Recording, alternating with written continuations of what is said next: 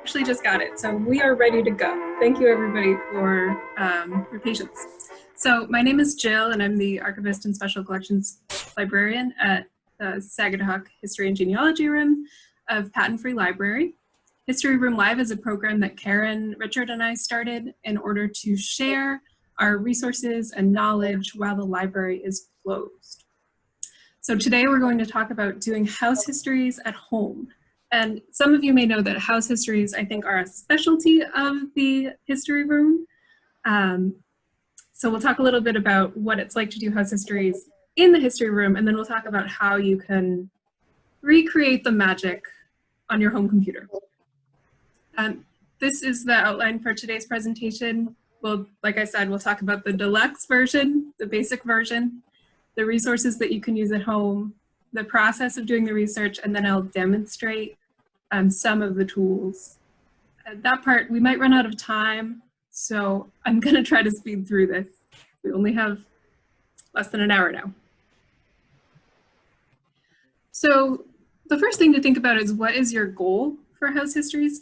Some people just wanna know, like, was my house built in 1850 or 1860? The deed says one thing, other sources say something else. Some people want to apply for a Sagadahoc Preservation Inc. house plaque. I think that's probably the most common reason why people come to the History Room to research their house history. Others want to write a whole book on the history of their house. And I can't say no to that. I love books. So I'll also say that house history is just one type of property research, which is aimed at understanding the context of your house, who built it, who lived there, how it has changed over time.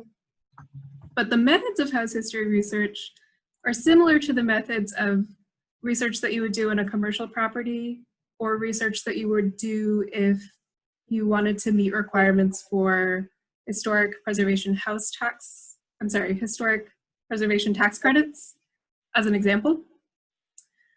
So naturally, I can't cover that whole process today, but this might be a good place for you to start if you're a business owner or if you're planning some kind of historic preservation project. I'll talk a little bit more about the house plaques later if you're interested, but for now I'm going to move on to the deluxe process. This is also known as the Robin Haynes method.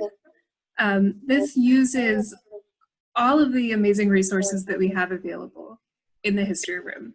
You start by looking at our map collection to pinpoint where your house was or wasn't in certain years. And sometimes you can tell who the owner was by the labels on the map. Then you look at our huge collection of city directories, our awesome collection of genealogies. You can look at census records. You can look for names in local history books. You can use SPI surveys, which we'll cover later. You can use deed research, which we'll cover later. What's up, Karen? Yeah. I just seen that there are now 2 people having some kind of audio issues, and I didn't know if it was an individual problem, but I can hear you fine, but I'm not sure if there's some other kind of issue, so I just wanted to mention it. How's everybody doing? Thumbs up, thumbs down? Okay. I don't know what I can do to help, but I can try to speak a little slower. Yeah, okay. That's what I'll do, and hopefully the recording is good. I'll move on to real estate taxes are available. Those will come up later, they're pretty important. And photographs, everybody loves photographs. Those can tell you a lot about your house, and newspaper reports as well. But I can't spend too much time on this because this is what we can talk about today. The SPI surveys, the city directories, the deeds, and the census records are 4 types of resources that you can access from home. So this is your basic house history research. These are the resources that are available right now, and this is how you can access them. For the SPI surveys, you'll just have to send me an email. I'll photocopy one page and send it to you, and that'll be your place to start. City directories are available on Ancestry Library Edition. Deeds are available through two resources, the Bath Assessors Database for more recent deeds, and the Sagadahoc County Public Deed Database for older deeds. And census records, again, are available on Ancestry Library Edition. This is how you access each of those things. That's my email up there. When you email me, just provide your address in Bath. That's what the Sagadahoc Preservation Surveys covers. Unfortunately, it doesn't cover other towns yet. Ancestry Library Edition is available for a limited time to home users through Digital Main Library. So you'll follow this link to Digital Main Library and then select Ancestry Library Edition. That should be available through the end of July, possibly a little longer. And I'll show you more about that later. This is the link for the Bath Assessors Database and the link for the Sagadahoc County Deed Database. And actually, you'll get a copy of the slides so you can follow those later. So using those resources, the condensed kind of basic research process based on the Robin-Haynes method is to, one, get the survey, then identify former occupants, find the most recent deed, get to work on the chain of title, then do some more research about former occupants if you want to, and remind yourself to come to the history room when we're open to look at property tax records. It's an essential step that can't be done online. I have to include it because it's the best way to find out when your house was built, for sure. So this is a copy of an SPI survey data sheet. And I don't know if you can hear, that's my dog barking because my husband's coming home. So we'll weather that for a minute. So this is what you can expect to see after you get an email from me with an attached PDF. This is for the address 872 Washington Street, which is actually right next to the Sagadahoc Preservation Building. And curiously enough, it's a title company. I kind of chose this one at random. It tells you a little bit about just some stats on the building. This part you can browse, but it's not super relevant for today. The exciting thing is that many of the surveys actually estimate the date that the building was built and cite the source that they used to make that estimate. And here you can see that it was on a lot of maps starting around 1832. But again, it's just an estimate based on what they know. So through deed research, which is more extensive and more than they could really do when they made these surveys, we can narrow that down a little bit more. I also want to mention that the SPI survey is like an informal name. Technically, it's known as the Historic Resources Inventory for Bath. It was made between 1974 and 1980. And then they undertook a second survey around 2000 to complete the south end of Bath. And I don't know exactly what percentage of Bath is covered, but I know that this is a really great resource for a lot of properties in the city. I can pause for questions at this point if anyone has them.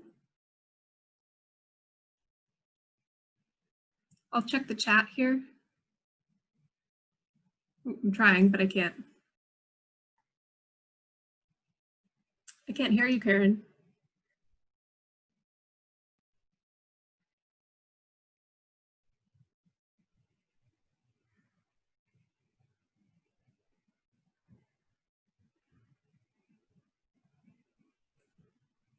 Okay, I'm reading the chat here. Things are looking okay. Oh, and someone has reminded me that if you have audio issues, it can be helpful to log out and then log back in again. That has fixed it for me in the past. So if you're having any issues with that, feel free to give that a try. Hopefully you won't miss too much. So I'm going to move on to, all right. Moving on to step 2, which is to identify former occupants of your building. You can do this using the street directories, or I'm sorry, the city directories, which include 2 components, the street directory and the alphabetical directory. There's a lot of dates associated with this, so I'm going to speed through. Bear with me here. Gotta find my notes. Okay, so city directories are like phone books before phones were invented. They tell you generally where people lived, what their occupations were, who their employer was sometimes, and also sometimes their family members. The oldest known city directory for the Bath area was published in 1867. We have them going through about 2010. Ancestry.com has a smaller selection, and we'll see those later. Starting in 1902, you can use the street directory to identify who lived at your address. You can look it up by street and the number and find the name, then look them up in the alphabetical directory to find that supplementary information like occupation and family. Earlier than 1902, the only way to find out who lived at your property is to use the alphabetical name listing. And then there's this important fact about 1888. In 1888, official house numbers were printed in directories. Before 1888, you would sometimes see house numbers listed, but they're arbitrary. I don't know if it was because it was fashionable for a couple years before they put it into effect, but something that is now known as 172 Washington Street might have been known as 600 Washington Street, and that means nothing. If it's before 1888, just forget it. A better way of knowing where the property was, and a lot of the directories prior to 1888 do this, a better way to know where the property was is to label the nearest intersection. So that's something that you'll see in the earlier directories. So the idea with doing this type of research is to work backwards. Start with what you know sometime before 1902 and go back year by year until you lose the thread.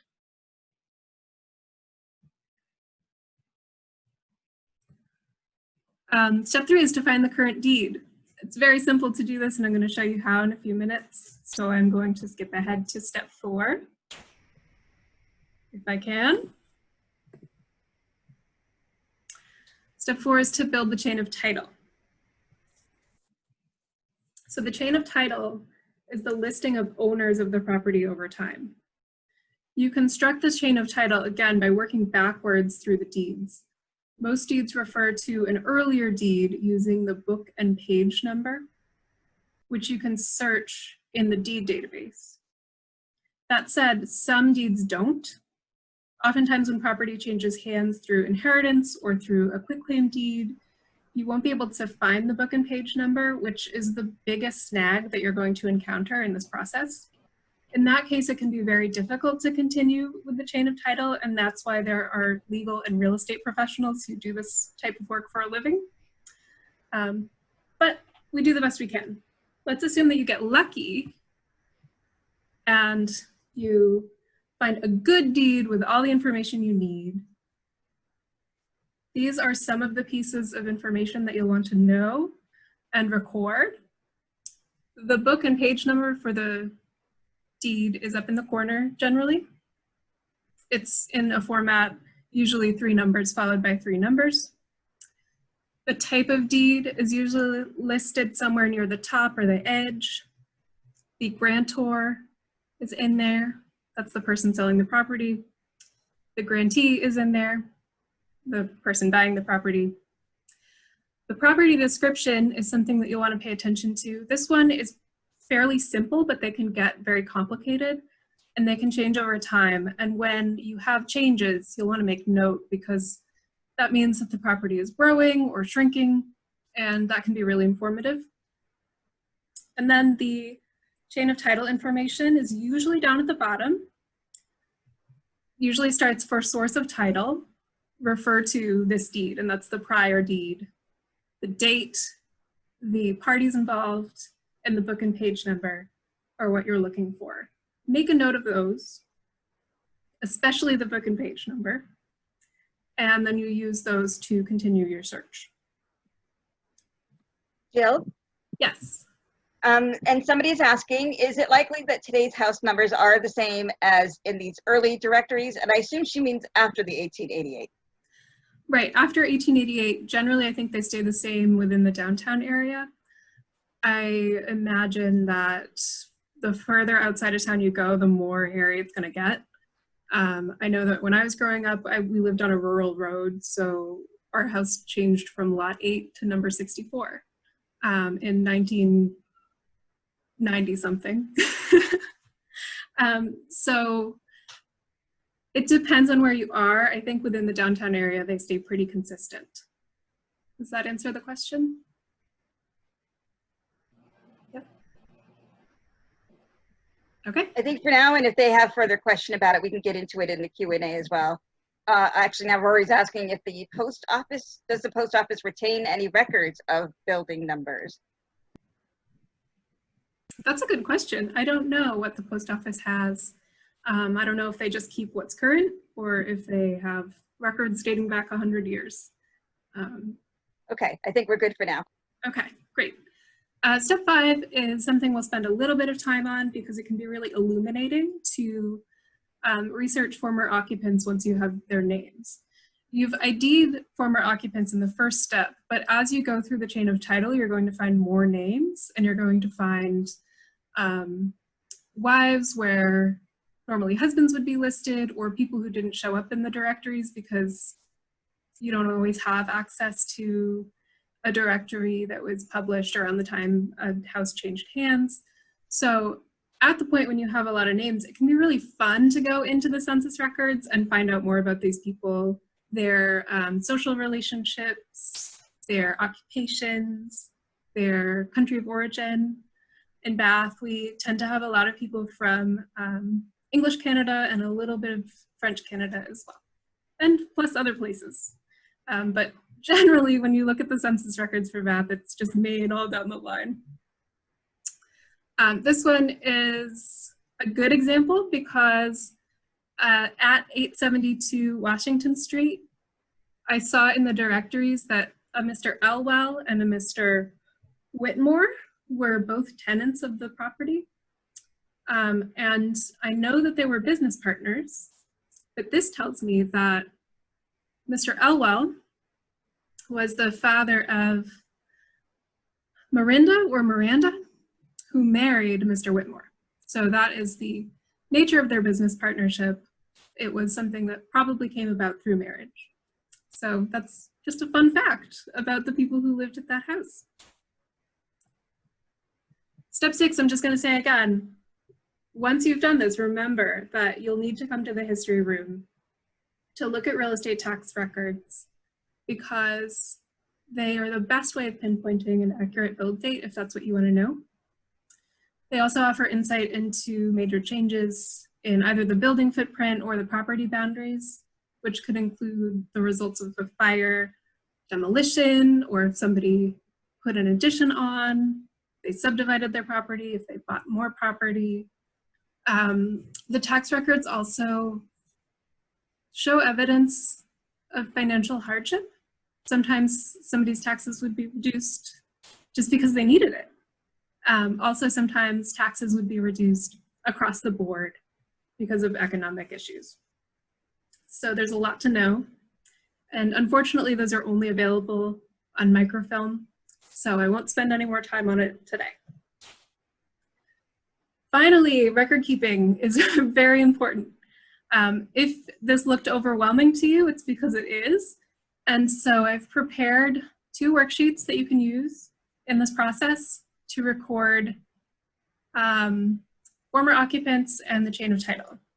I've kept it as simple as I can, but I'm all about metadata. I'm a librarian, so I think information is really valuable. So I recommend that you fill in all these fields if you can. Again, I'll send out a link in just a few minutes to a Google Drive that has this information. Now it's time to demonstrate. So I'm going to stop Jill, screen before you dive into that demonstration, just another quick question, and I think I know the answer, but I'd rather have you answer it.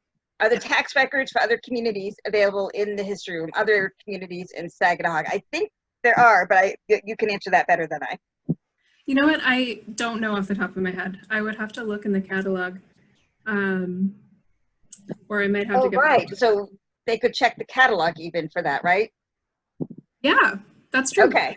They should be in the catalog because I did catalog all of the microfilm. So. Okay, great. Thank you. But I'm guessing that really what we have is Bath. We might have a Rousick on paper. But again, if whoever asked the question, if you want to send me an email, I can definitely get back to you. I don't think that I mentioned that this does focus on Bath, but you can talk to your local assessor or your local town office to find out a little bit about what they have available for deed research. And then if you're in a different county, if you're in Cumberland, for instance, there are also resources available. So some of the links will be different, but the principles should be the same. And I can help you find directories for your city if it's not in the Bath area. Right, because there are city directories for more than just Bath in our history room. Yeah, and generally they are published for a local area. So it'll be like Bath, Brunswick, Richmond, Rousick, Georgetown, Pittsburgh, like that kind of grouping. They're not necessarily just based on county. So it can be pretty random, but the directories that I'm going to show you are generally for all of the places in our service area, plus Richmond, I think. Okay, so it is 4:28, which leaves us a good amount of time for demonstration. So I'm just going to look at the chat because I see 11 chats, and I know that you're looking, Karen, but I don't want to skip anything. Okay, great. So I'm going to start screen sharing again. And I want to make sure that I'm sharing the right windows because I have several open. Okay, let's go.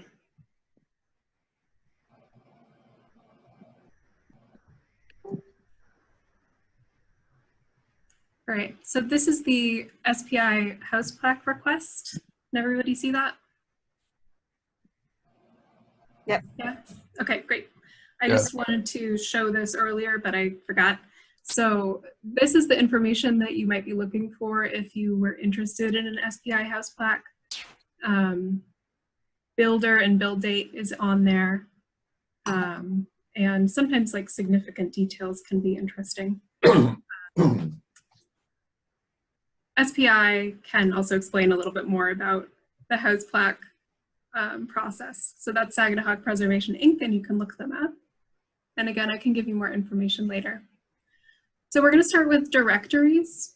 In order to get to directories, you're going to go to Digital Main Library.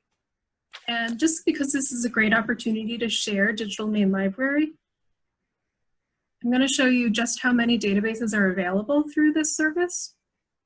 Most of these are available to you at home.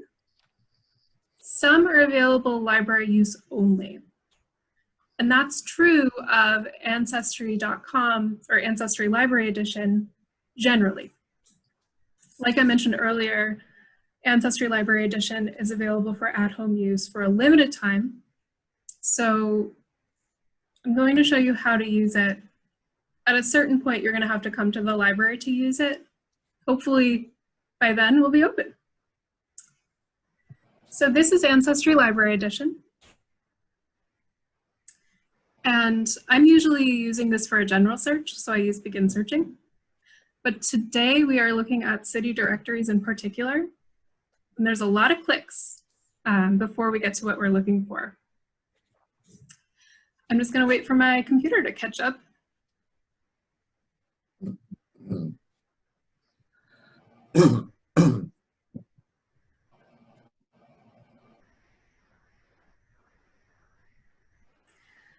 Okay, so here we are in city and area directories. We want to choose US city directories, 1822 to 1995.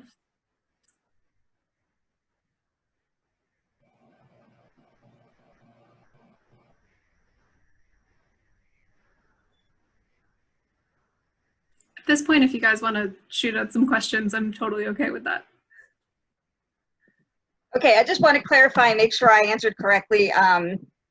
There was somebody asking that because, of course, you know, some communities have switched counties, so possibly you might need to, some people might need to look in at Lincoln County as well for some of these resources. That's a great question. I don't know for sure. Might it depend on when the house was built? Because, well, I'm not sure exactly what year it switched, but it seems like for those within Bath specifically, we've been able to trace back just within Sagadahoc County. But I think I do remember Robin pointing out that like the Laredo database wouldn't necessarily have, it doesn't have the Lincoln County deed. So actually, yes, I do believe you probably would need to check other counties, maybe for some resources. I think that's possible, although I have had success going back, you know, to about 1820. I know that like William King deeds are in there. So it might not be across the board, but I do know that many deeds from before we were Sagadahoc County should be available. Okay. Sagadahoc County left Lincoln County in 1854.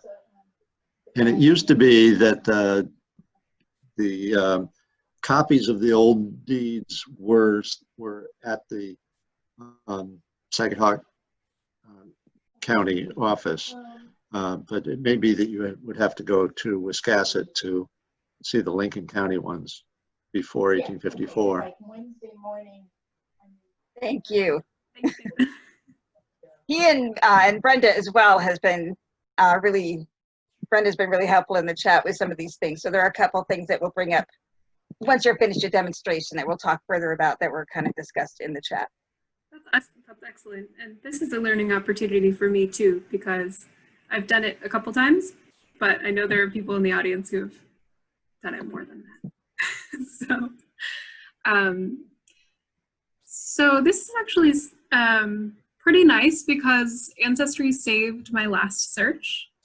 But if you're going to this for the first time, you're going to see, you know, you have to select your state, select your city, and then select your target year.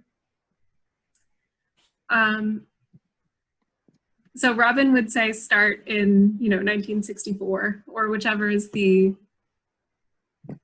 latest available directory. But we don't have a lot of time, so I like 1914 a lot. I'm going to go to 1914.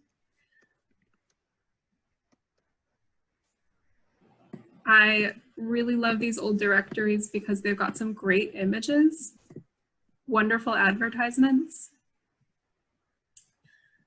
This is a really handy tool right here. You can skip to a certain page number. So I'm going to show you where to find the street directory. And I'm going to guess that it's around page 30. Because Ancestry uses this for genealogical purposes, it's a little bit difficult to use the street directory in this format, but this is all we have right now. So let's get back to about the beginning of the street directory. We're getting there.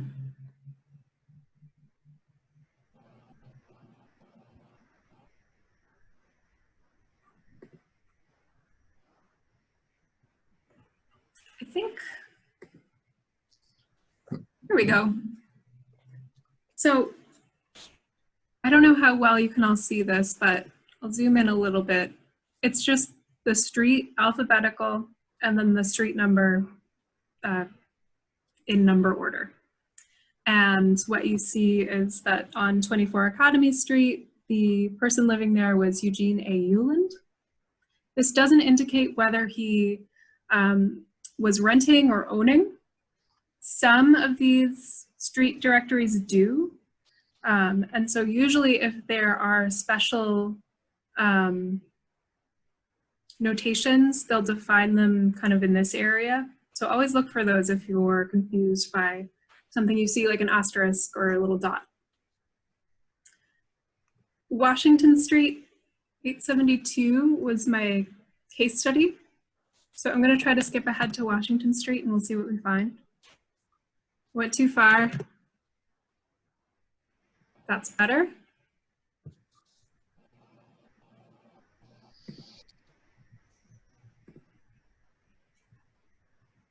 I don't know why I had to choose the longest street in town, but here is 872 and the tenant is Mrs. Miranda J. Whitmore.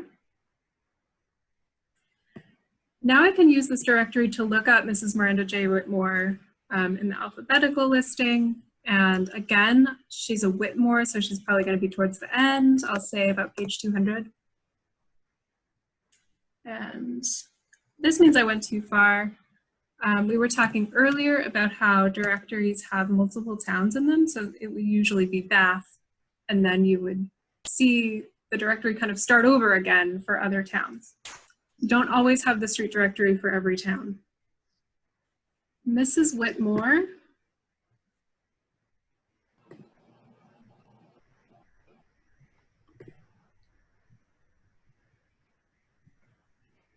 It's coming up.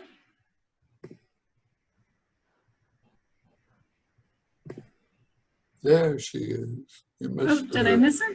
Yes, I did. I went too far. Got my alphabet. there she is. Up here. Okay, I see her. Yep. Thank you. So this is the type of information we get. It's not a ton right now, but we do know that she was the widow of William E. So those are two names that we can note in our charts. You want to make it a little bit bigger? Sure. So maybe they'll be able to see better. Yeah. Although he has good eyes, clearly, because he saw that. There you go. For those of us who don't have good eyes. Miranda, widow of William E. House at 872 Washington. I can point out a few other interesting things about the directory. Sometimes you'll see that Walter S. White removed to Beverly, Massachusetts since the last directory was printed. So that's a great way to track the movement of people. William H. White was a clerk at 21 Elm Street, and his house was at 32 Bedford Street. Here's a guy who was a foreman at BIW, and this is where he lived. Also, if somebody had passed away since the last printing, that might be listed as well. And boards, that's one of my favorite. Freddie Whitmore is a druggist and he boards at 872 Washington Street. Look at that. So we found out a couple more people who are living at that house at the time in 1914. So it's always worthwhile to look around nearby. Naturally, you're gonna have families, cousins, aunts, uncles, nieces, and nephews close to each other. So that can be very helpful. I'll show one more thing about the directories in Ancestry, which is that once you're in a directory that you're happy with, you can choose a new year just by clicking the year. You don't have to go back to the search page. And so I can go back to 1907, let's say, and do the process all over again.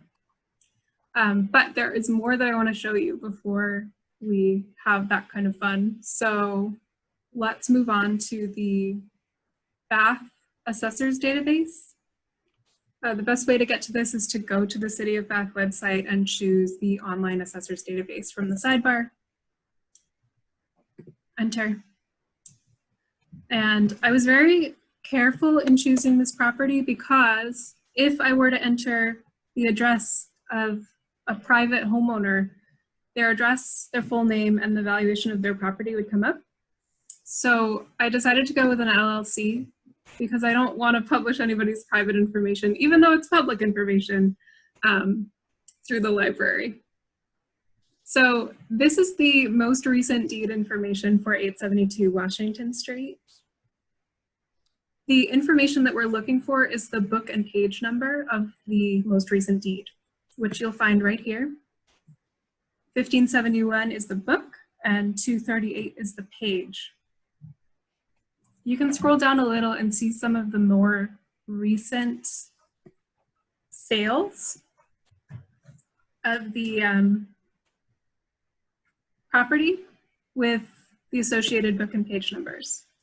So this one is the earliest, 712116. So I'm going to write that down and move on to the Sagadahoc County Registry of Deeds public search. Some of you may have used Laredo in the history room, which is a slightly more robust version of this database. We have it because it's a little bit easier to use and it helps you work around some of those snags that you might run into with missing links in the chain. We're actually having a little bit of technical difficulty with it right now, so I can't even use it. So I'm really happy that this public database exists. It's very simple. You have a couple of fields that you can search. Generally, the most reliable fields are the book and page number fields, because those are usually always indexed, where sometimes the name on the deed, you can see it, but the database isn't going to pick it up. So I recommend always searching by book and page, and then if you get stuck, trying a couple of options with date and person. So my number was 712 for the book and 116 for the page. Just hit search. You can double click, I think, on this entry and it will pop up with more info. And this icon is for the original copy, the copy of the original deed.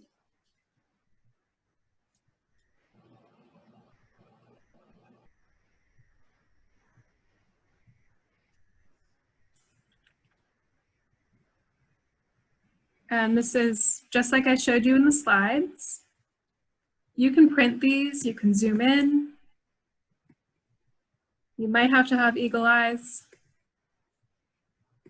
Again, we have, yeah, this is literally the one I showed you in the slides.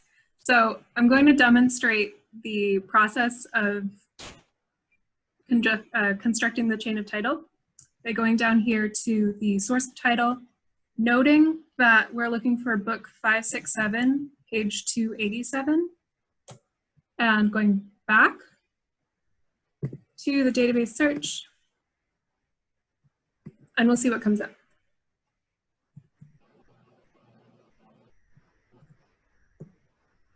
Nothing. This was really disappointing when I was preparing this earlier, but I figured out what the problem was. We don't have time to do it now, but the deed that I showed you had a date as well. I was able to narrow down the deeds by last name and date and find that there was probably a typo or some kind of mistake.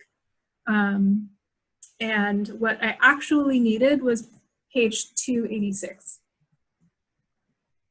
So that's, again, another snag that you might run into during this process, and it can just be hard to work it out, but I'm always available if you need help with that. And it can be a lot of fun to succeed. So this is the earlier deed. The prior, let's see, no, the later deed was between David Bellinger and his wife I didn't really cover that. That was, you know, sometimes you get married and you want to put the person you married on your deed. And that, I think, is the type of deed that we were looking at. This is between Delia Bellinger and, I think I had said David, but it's Donald Bellinger. And I really wish that this was a longer presentation, because when I looked in the directories for Delia Bellinger, I found that the property had been the home of the Mrs. Bellinger, who were two milliners. They were sisters. They owned the property together, and that's where they did their business. So it was neat to find out that that house was also a millinery where they made hats. Delia and I think Maud might have been the name. So this is that deed, and we see again the book and page number, the grantor, the grantee, the property description, which hasn't changed, and the source of title, which directs us to a 1946 deed between Maud and Delia and the prior owner, Lucy McPhee, on book 246, page 350. So if I wanted to continue going back, I would search 246, 350. I think you'll get the idea. So that is probably everything I need to show you today. I could talk a little bit about the continuing your former occupant research with the census records, but we could also save that for another time. Karen is a great genealogist, so she might be able to cover that another time as well. So I'm going to stop sharing my screen and we'll start the questions. How does that sound?